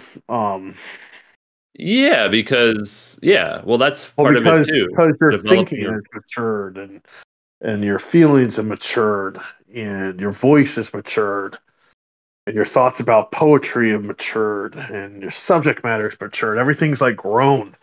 But almost like reading the beginning ones, it's like I don't know. It's in a way, it's kind of sad because that voice is gone forever. You know what I mean? They'll never look at the world that innocently again, and they'll never even if you were to write about those same topics, That's what you you could think. never, yeah, you could never write about them with that same voice again. That voice is gone. So much is just lost to the ether of Oh time. man, that's so weird because I rewrote a poem recently. Like there's certain poems that I just keep writing every few years over and over again. Yeah. But I was just thinking about that, and I wasn't trying to capture who I was like when I first that first year after my brother died or whatever. But it was about like the week leading up that fight we had. We had a fight. You probably read a poem like this that I've written, where we had a fight and it's like fucking choking me in the grass. Yep. I rewrote that poem, but you cannot try to access that voice who you both were at that time. You can only look at it from a distance, but the cool thing is you could still like access the moment. It's weird. It kind of becomes more complicated. I don't know if it's better, but whatever. I don't give a fuck. It's the only way you can write it now. But it's more complicated because you can still access that moment, but you can't access any of the like reflection of that person, really. I mean, I can't as a writer. I think some fiction writers are really good at that, but they're playing a different game. I'm playing with my own personality, my own memories. So yeah, it's weird though. Yeah, you're totally right. It's like it is tragic in a way because it's not. You know what the silver lining here is? If you ever feel like if you have writer's block, but or if you feel like what you say doesn't matter, well, ask yourself in fucking 10 years whether or not you wanted that poem, write it down, because all you got is right now. You have your perspective now. It's a fleeting moment. You're going to be a completely different person in a week, in a year, 10 years. Dude, I was thinking about that. That's weird, man. I was really thinking about that this past weekend. I don't know what was going on, but just thinking about like what I'm going through now. Like if I like, and I have a big problem with writing right now. Just sitting down and doing it. But I was like, damn, dude, I'm gonna want these poems in a year, 2 years, and 10 years. I'm really gonna want these poems because this is the last time I'm gonna be this this is the last time I'm gonna be a person that doesn't have a child, you know.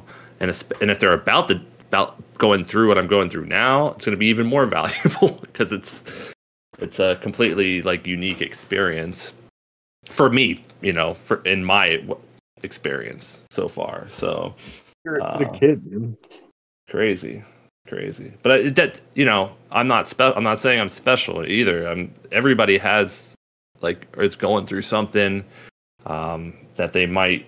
It's kind of like, you know, it's it's kind of silly to talk about it like this, but it is kind of like having a diary, you know. But it's even better because it's poetry, or it's you know, we're talking about poetry now, guys. Sorry, but it's poetry. You know, it's artful. It's you know, it's fun. It could be fun too. I think so often about like Chris Fernandez and a trip to Myrtle Beach. Yeah. What a time! Right before everything went to complete and utter. Well, it had already gone to shit. Yeah, gone to shit. Gone totally to shit. And I mean, we were just living stories all the time back then, dude. You know, hanging out with Angie and just driving around to the meteor showers and hanging out with Luke and meeting all the fucking weirdos that Luke used to hang out with. And yeah, we like snuck into a hotel just to use the jacuzzi. We just walk around with fucking bottles of Bacardi and Sambuca and shit.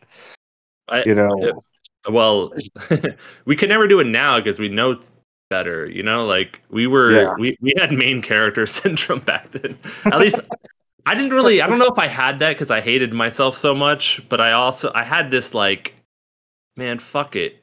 Oh, the world, I don't owe the world shit type of feeling. Yeah. Like I didn't owe the world anything. Let's hop this fence. Let's go to the pool. Fuck it. Let's act like we own this place. Nobody will care anyway, and we're not really doing anything to hurt anybody in a significant way. We might annoy the Karens, but that's about it, you know? Yeah. I don't know. We just didn't have any concern with the future. Yeah. Certainly didn't. It was beautiful in a fucking way. It really was. It is. But it's a dangerous way to live, dude. Yeah, we also ended up dating fucking like total nutcases. Or at least I did. Well, we were nutcases too. That's the thing. Yeah. But yeah, I know what you mean too. I was a complete head case. Oh, you were fucking I was out to lunch. You went over the edge quite a few times, sir. And it's just part of the fun of being young is that you're always trying to find out where the edge is so you can like rest there. We never wanted to be like so. Well, I don't know if we could have, but we definitely didn't want to live stable lives or lives that were too stable. Anyways, we wanted to fucking, we wanted to be right there on the precipice of where fucking shit was going on. Working at least I did, working at fucking strip clubs, hanging out with artists all day. Going to bed with anyone at any time. Fucking. Drinking. We'd start the fucking day drinking. Sometimes we didn't go to bed. Sometimes we just stayed up drinking for 2 days. I mean, there was a moment.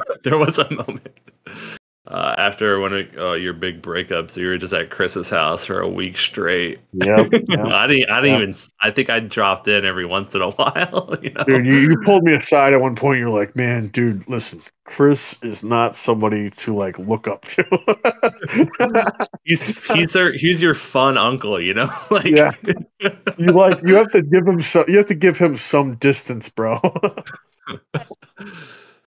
I mean, But the guy is like doing coke and fucking drinking yeah, straight whiskey all fucking day, every day. exactly. And I Exactly. was like, at the You're time, just I'm working at a strip club and I'm trying to go to class. I'm still able to like pull a B major out of most of my classes, but I'm just a fucking wreck, you know. And But hey, that's but part of the you fun didn't too. have it. The thing is, neither of us had whatever disease that our brothers had. We didn't have that No. like we wanted to see the edge. We wanted to peer over the lip of the next world, but we weren't ready to jump yet. Well, Um, part of the edge was also like how much could we read and how honestly could we write and how honest could we critique and how many poetry readings could we go to and how many fucking Miami book fairs could we go to and what books had we read, and there was this other elements of it also, like it wasn't enough to just live a stupid life. You had to live a crazy stupid life and articulate it well, articulate it like somebody of some intelligence, and you had to be able to speak with some intelligence. And sometimes it blew up in our face. More, I mean, plenty of times it did, especially for me. But Barnaby was another one. Up Fucking in my face a yeah, lot, constantly. Let's yeah. be real here. Hanging out, like being driven. Like we hung out with this guy named Barnaby, whose next door neighbor was a registered sex offender, and for some reason would let Barnaby borrow his fucking truck. So Barnaby's driving us around in what we call the pedo fucking white pickup truck, and we're all in the back passing a fucking bottle of Bacardi around. I'm dating a um a dude girl named Luke who's fucking going bonkers. John is dating everybody under the fucking sun, you know. Yep. I wrote a And poem about this. You remember? yeah, no, it's Truck great. bed. It's a And fun little. I'd get so drunk I would just stand up on the fucking truck bed and punch the fucking back of the truck, you know. And where were we going? I have no fucking idea. We went Why to were we going Dunkin' there? Donuts Dunkin' Donuts, yeah. for Go get a coffee. coffee. We're gonna sober up with Or we're while going to the drinking. beach at fucking like 1 a.m. on a Yeah, fucking Monday. You know? Yeah, I don't know. We were always just going somewhere for no reason. It was great. yeah, it was great. We had But no responsibilities except school, and we took nothing seriously except drinking and reading and writing. writing, yeah, the Yeah, workshop. and it Even was our fuck. classes, they didn't have to do with poetry. I was just like, or Oh yeah, we were fucking fiction. done with that shit. I'd be like, fuck this. I'm so lucky. I was in my last year of my AA that first year because I wouldn't have been able to take another math class a year later. I would have been over it. Yep. Yep. And went We're into also lucky that you were about to start getting your BA when everything blew up with Angie, because I couldn't oh imagine you taking a math class after that, man. Ugh. yeah, Angie used to teach me trigonometry. Yeah, That didn't even work. I couldn't even get through that. no, But I couldn't get through trig either. that's It was funny. it was fucking great. But my point is, so many of these stories are gone. Like, I wasn't journaling at the time. So many of them I can't remember all that well. Properly, yeah. Uh, I try to remember Chris, trying to remember my brother at the time, Well, trying to remember Caitlin and Luke. I can't remember anything about Luke, really. that's weird. You knew Luke so well. I remember how you used to talk about him. But Yeah, it's gone. maybe it's I don't know, man. remember when you first met me, all of my poems were about like childhood. There's something like kind of magical about writing about something that's so long gone because the details there are a few you remember, but the rest you kind of have to make up and like fill in the gaps. And as you're writing it, it goes back to the whole Robert Frost thing. No surprise for the reader, no surprise for the writer, no surprise for the reader type of thing. If you knew it all and you kind of had it all cataloged, I don't know. I mean, maybe it's better in a way that you could draw on the experience and the feeling and fill in the details as a writer. If you're writing about yourself, or maybe you're applying it to a character in a story or a scene in a story, which I think you still do really well. Even though most of the shit that I've seen of yours lately has been more recent, like kind of drawing from recent experience. Yeah, I don't know. Maybe it's just a question of courage again. Or if you want to do it, like, or you might not be ready to go back to that because it's still too soon. I think that's kind of where I'm at with all those people in that time period. I'm kind of like, I want another 10 years, and then maybe I need to look back at it with some more. Like, this talk is helping me look back at it with more, like being fondness. That's the word. Yeah. Because for a while there, I was just completely in love with all of you guys, and then, little by little, I was like, I'm over this shit. I need to move on, and I kind of discounted how important I'd say for the last few years, like discounting how important those years are, and I really only kept in touch with you, I think for obvious reasons, but mainly you. Because you're my buddy. Yeah. But mainly because everybody else is so damn toxic. Yeah. And we were both toxic towards each other at times, especially a few years ago as well. I mean, that goes without saying, but for whatever reason, we stuck with each other. But those, the other relationships were untenable. But in any case, my point is, like, I've kind of like got to this point where I don't want to look at it anymore. And with sometimes I will write about it, but it's not really how I want to write about it. I want to write about it in a more positive way. You just have to write about it honestly, man, and it kind of it decides when it wants to be written. Also, is the thing, but I don't know. I wish that I had journaled more back then. Yeah. There's so many things that I wish I could remember now. I remember Tarpey. Some extent. I had I'm not going to get into it, but I had a whole thing about Tarpey recently. Really? No, I haven't like talked to her or anything, but I just was thinking about something that happened between us. I was just like, you ever like just go through the bridge thing? Yeah. Yeah. Dude, write about it. You ever just go through like the catalog in your mind of all the possible fucked up things you did? And I didn't have any like malice in me at all when that happened. But looking back, I'm just like, oh my god. I don't know. It was pretty fucking hilarious from where I'm sitting, but I wasn't there also, so I don't know. But it wasn't that bad. I mean, it wasn't like actual life or death. Let's not get into it. But there was the time where you were just throwing flyers at people on Atlantic Avenue. Yeah, that doesn't bother me at all. That's fucking hilarious, by the way. I mean, you get a flyer. Fuck you. Here you go. Right before that, you were like on the lip of a building, threatening to jump off, but whatever. Exactly. Highs and lows, literally. Being in the back of a strip club truck as it's hurling through fucking like, the river fucking Styx on I-95. Getting life lessons from a guy with leukemia named Angel who's gonna die in a month or two from then. Yeah.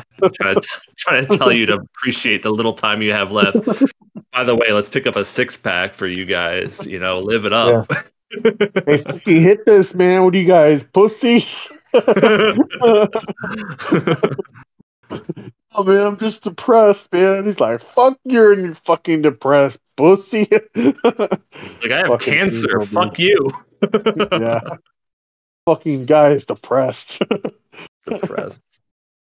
I still have that picture of Young, Ginger. good-looking, tall white guy is depressed. Too Yeah. sad.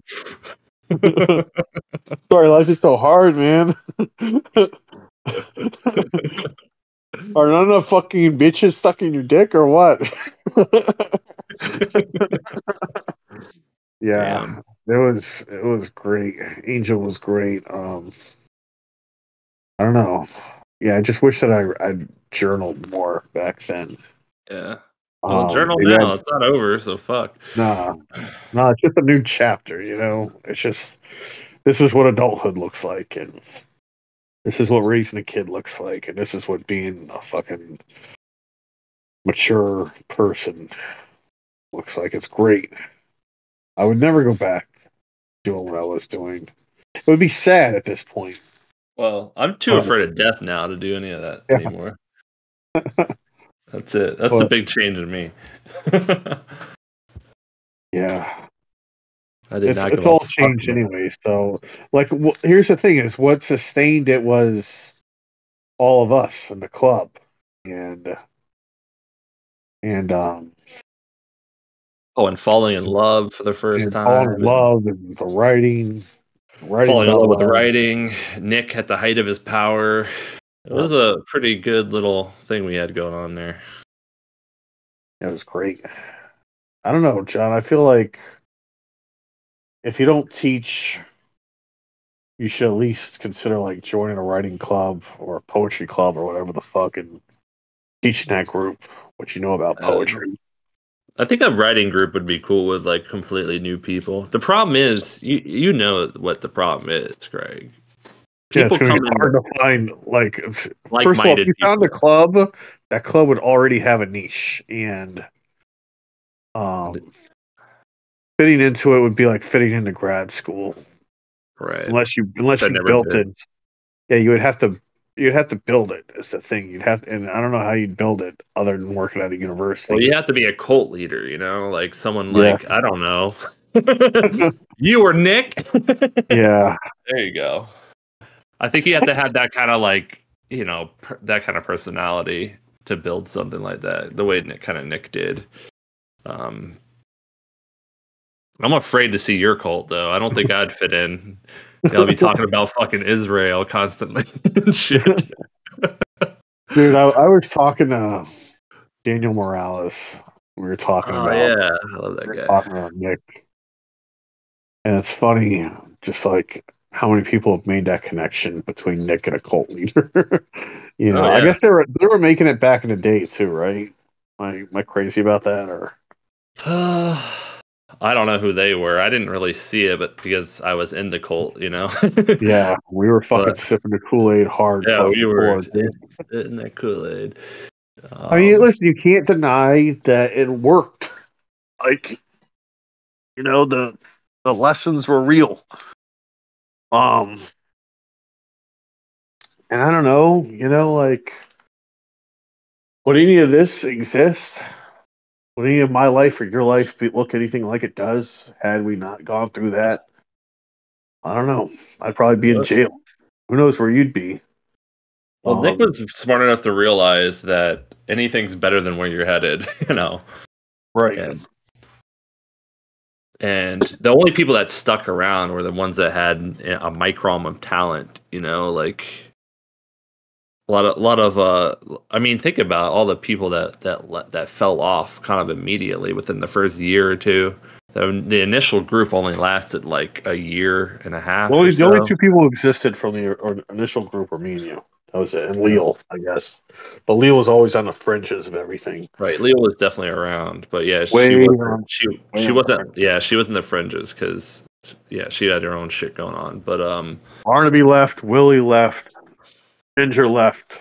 Um, Angie left. Angie was like the And last one hanging on there, and then she moved, and she just quit and moved. But Daniel left. Daniel J left. And then even in the second iteration, Like, who still writes from that group? Me, you, Laura, and Leo. The same ones as before, you know? Yeah, I mean, you're right. Like, well, Jen's still in the world. I don't know if she writes all that much. I mean, I haven't. If we're talking about this year, I haven't written shit this year. I have a couple things here or there, um, but yeah, I mean, I'm not. I think Jen still writes though. I think I don't think she wants to share it with us. That would Doesn't be want to my talk guess. to us, Huh? but doesn't want to talk to us. But yeah, Yeah. um, I don't know. Why do you feel like you're not writing? Uh, I need to like I feel like I I don't know. I don't know, man. I don't know. I'm kind of scared, I guess, to be honest with you. I'm just kind of scared of I don't know. I feel like I'm just not like good enough. Like that's the fucking point. If you're not gonna be one of the best, why should I even do this? But at the That's the thing. I same, think you are going to be one of the best. I think you but already are one of the best. So that's I don't know that may work for you. It doesn't work for me. Um, okay, so that's a thought, you know. And the other thought is like I think that here's what it really is. That's part of it. But the other part of there's a lot of shit, man. There's a lot of stupid shit in the way. Um, the other part of it is like I haven't really like been in love with literature and poetry. I still love my cornerstones, of course. But a lot of times when I'm reading a poem, like a modern newer poem, I just feel disgusted by it. Like I know what you're fucking doing. You're like bending your word. You're manipulating this moment for your own gain. And it's what a lot of people in grad school do, and a lot of people don't fucking do that. So I'm not completely on that train either. But a lot of what's popular is kind of like that. But there's and the bad stuff is like that. There's still a lot of like poems that do break through, but it's just not often enough. And maybe I'm too lazy to find the good ones these days. But I know that's the real problem. The real problem is I need to fall in love with poetry again.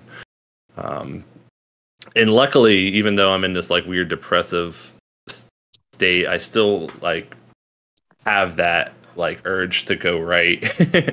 And I will shit out a draft every once in a while. I might not like obsess over it, like I might do, like I might have before. But yeah, kind of that I think.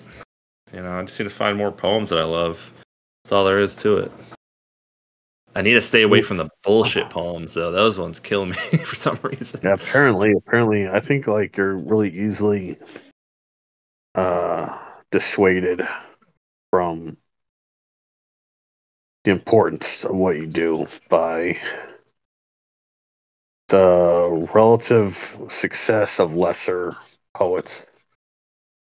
But I mean, listen, Isn't that how like grad school kind of made you feel like what you're doing is not important? That's how I felt a lot in grad school. And I knew I knew it did. I don't write for that reason though. I don't write because I feel like, I mean, obviously when you're writing in the moment, you feel like it's important, but I don't look back on everything I written and say, well, my shit's important for this reason or that reason. I write because there's no other option. It just comes. It comes and you write or you don't and you feel bad. And so lately I've been more often than not just feeling fucking shitty for not writing when it comes. I'm like kind of like losing what we were talking about earlier, this capturing of whatever moment or whatever poem that was coming and just letting him pass for all the bullshit reasons I'm kind of rambling on about.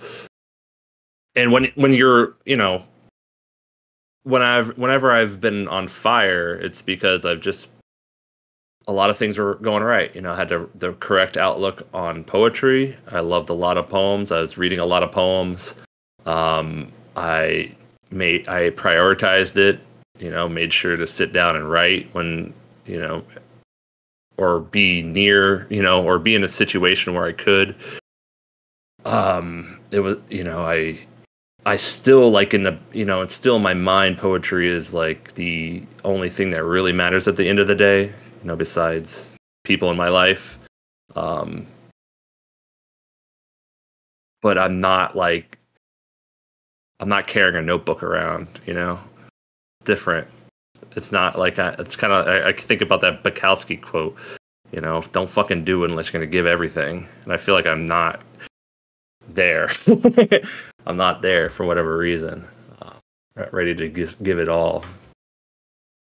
There's another way to look at that quote too, It could be like, well, when you're doing it, don't hold back, Everything goes to the wayside.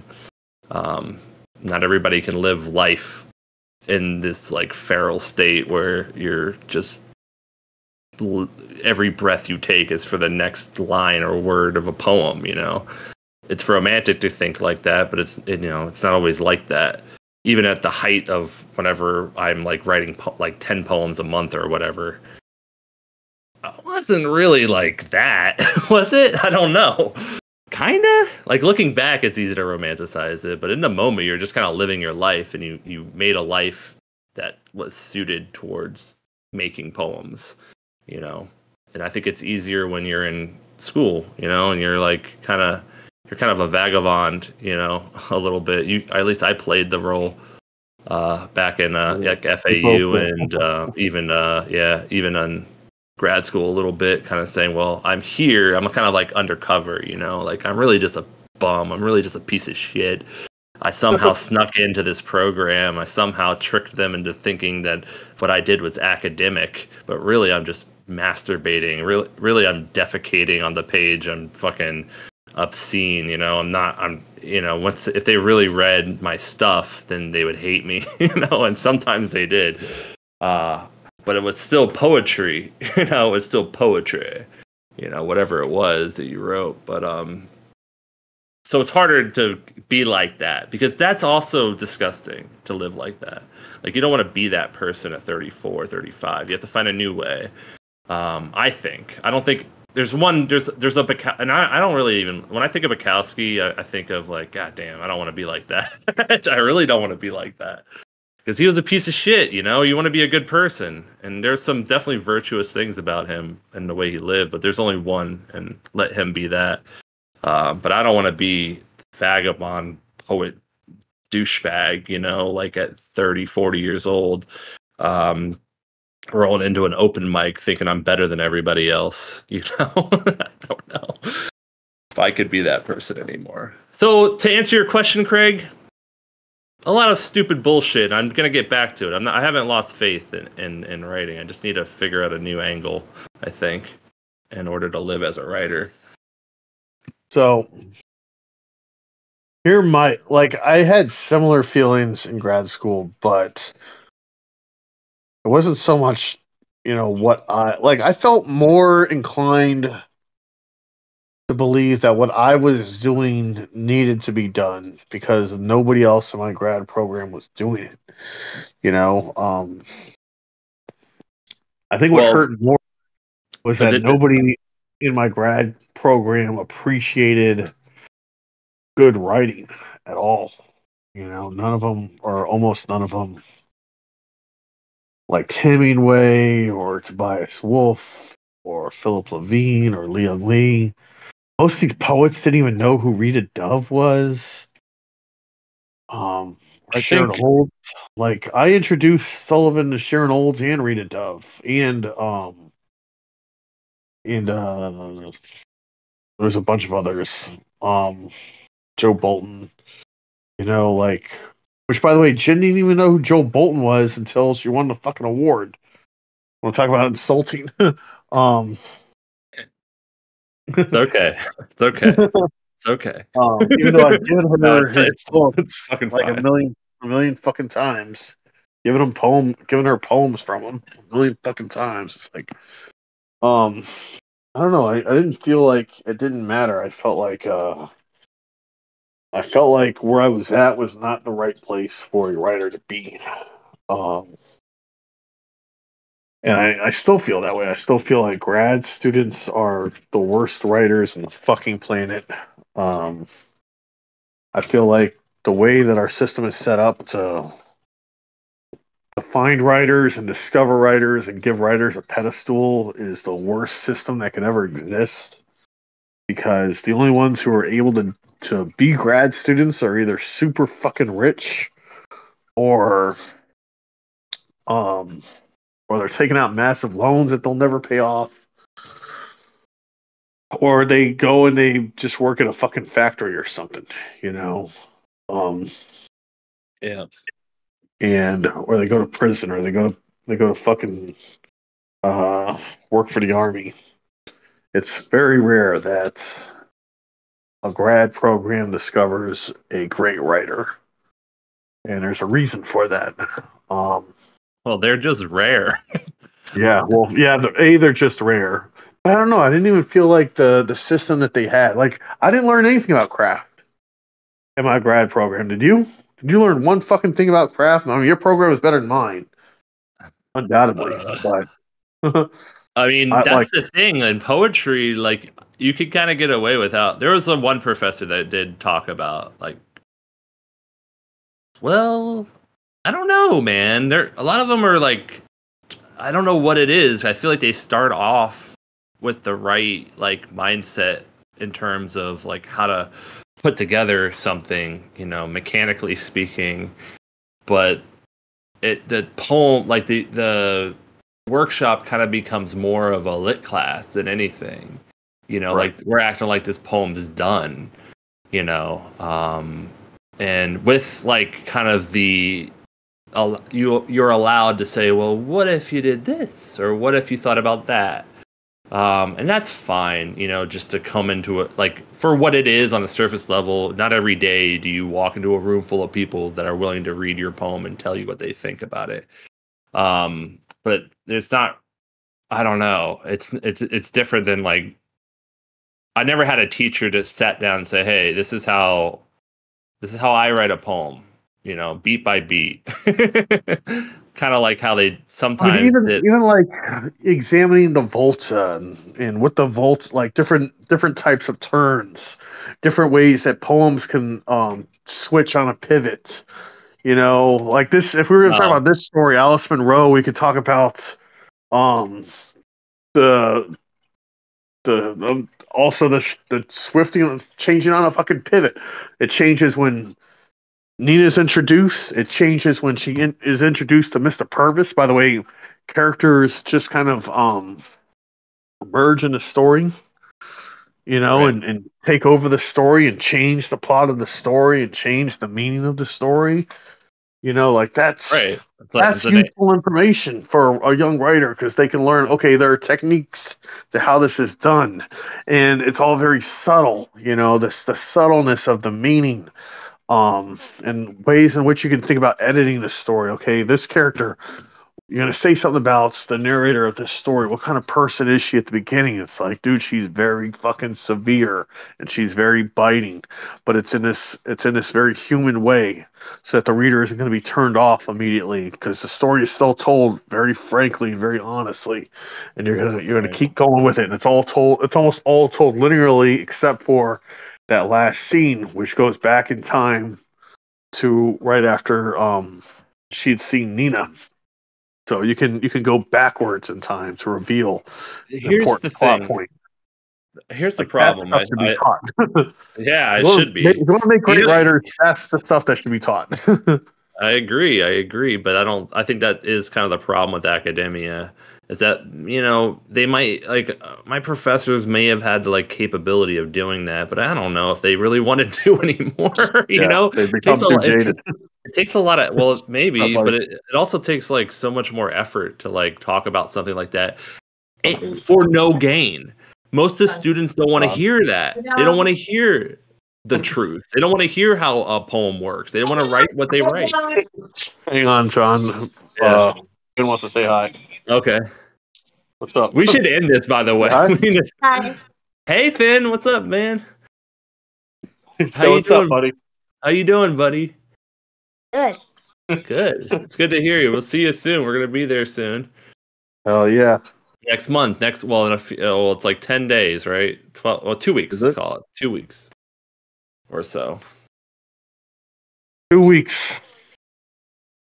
All right, John, I gotta go. All right, To be man. continued, all right? Yep.